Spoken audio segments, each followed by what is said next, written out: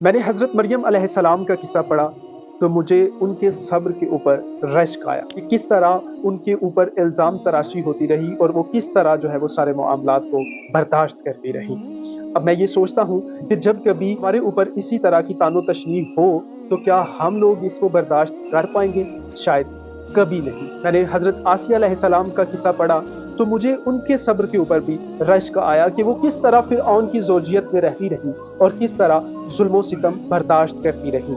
और ऐसा जब कभी हम देखते हैं अपनी सोसाइटी के अंदर कि हमारी किसी बहन को उसका ख़ावंद कुछ कह दे, घर जो है सर पर उठाया हुआ होता है कि मेरे साथ ज़ुल्म-ओ-ज़्यादती हो गई और मेरा शौहर जो है वो मेरे साथ अच्छा सलूक नहीं करता। इस तरह के हमें जुमले सुनने को मिलते हैं।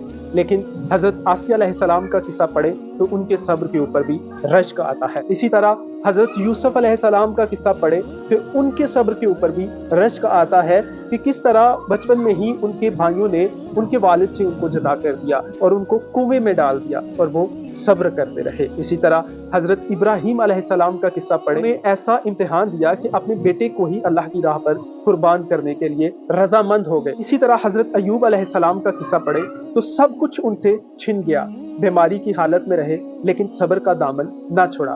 इसी तरह बात करते हैं हमारे आखिरी नबी हज़रत मोहम्मद सल्लल्लाहु अलैहि वसल्लम की ज़िंदगी की तरफ अगर नज़र दौड़ाएँ तो उनके ऊपर भी कुफ़ार मक्का ने बहुत ज़्यादा ज़ुल्म-ओ-सितम किए।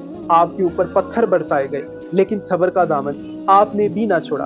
तो ये मुख्तसर से वाक़यात आपको बताने का मतलब और मकसद सिर्फ़ इतना सा था कि ज़िंदगी में उतार-चढ़ाव आता रहता है, लेकिन हमें सब्र का दामन नहीं छोड़ना।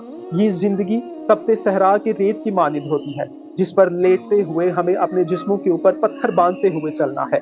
हमें सब्र का दामन नहीं छोड़ना और हर हाल में अल्लाह ताला का शुक्र अदा करना है। अल्लाह ताला का कुर्ब हासिल करना चाहते हैं और उसके बरगज़ीदा बंदों में शुमार होना चाहते हैं और जन्नत में दाखिल होना चाहते हैं, तो हमें सब्र का दामन हर हाल में पकड़े रखना है और सब्र का दामन नहीं छोड़ना। जज़ाकल्लाह।